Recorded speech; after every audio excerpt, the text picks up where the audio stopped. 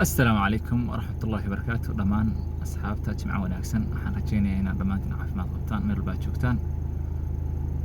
waxaan idinku baraarujinayaa maalinta jimcaha iyo muhiimadda ay u leedahay qofka muslimka ah iyo waxyaabaha looga baahan yahay maalinta jimcada ah waa maalinta ama sayidul usbuuc baa la yiraahdaa waana maalinta uu qofku ma aragtay shaqooyinkiisa ka nasanaya shaqooyinka maalinlaha ah sababta uu uga nasanayna waxaa waaye in ay tahay maalin cibaadada xaggeeda in loo bato oo la rabo qof walba inuu maaragtay maalintiisaas badiyo saliga nabiga calayhi salaatu wasalaam iyo akhrinta qur-aanka gaar ahaan suuratul kahfi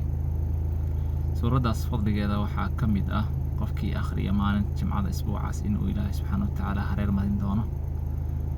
maaragtay waxyaabo fara badan oo maaragtay kusoo aadi lahaa ilaahay ku hareer marin doona insha Allah taas waa taas midda kale ee aan raba inaan maaragtay idin xasuusiyo waxa weeye waayadan waxaa soo batay waxaan u jeeday muuqaal wiil dhalinyaro ah iyo laba gabdhood ay baraha bulshada soo dhigeen iyagoo gacmaha haysta wiil baa laba gabdhood gacmahooda haya marka in sheekha soo agmaray wuxuu yidhi ilaahay ka baqa ayagii marka bagshala qumaysan siin oo si jees ayay gacmahaas ku sii qabsadeen hawshooda sii watay muuqaalay waxbay duubanayeen marka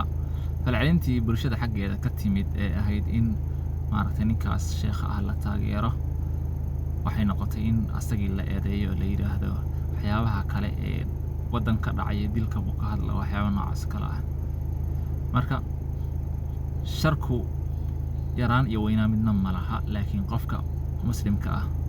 waxaa la yiraahdaa haddaad shar aragtid saddex midkood bay noqon in haddii aad gacan ku joojin kartid aad gacan ku joojisid haddii aad af ku joojin kartid inaad af ku joojisid haddii aadan labada awoodinna aad maaragtay waxa la yiraahdaa aad qalbiga ka nacdid kaasna xadiis micnihiisa saas oranaya ayaa jir nabiga calayhi salaatu wasalaam laga wariyay marka dhalinyaro waxaan leeyahay waxaan nahay dad muslimiin ah oo inteenaan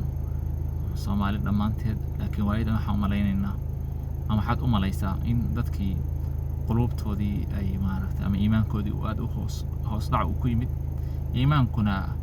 waxa uu ku kordhaa waxa weeye waa taacada ilaahay subxaanahu wa tacaala waxa uu ku nuqsaamaan waxa weeye macsida oo la badsado marka niman yahow ama gabdho yahow ama dhammaan muslimiinta gaar ahaan Soomaalida dhalinyarada waxaan idinku baraarujinayaa inaad ka yeelataan adduunyadan maaragtay hamigaas oo ah mid aakhiro idin badbaadinaya ilaahay subxaanahu wa tacaala xaggiisana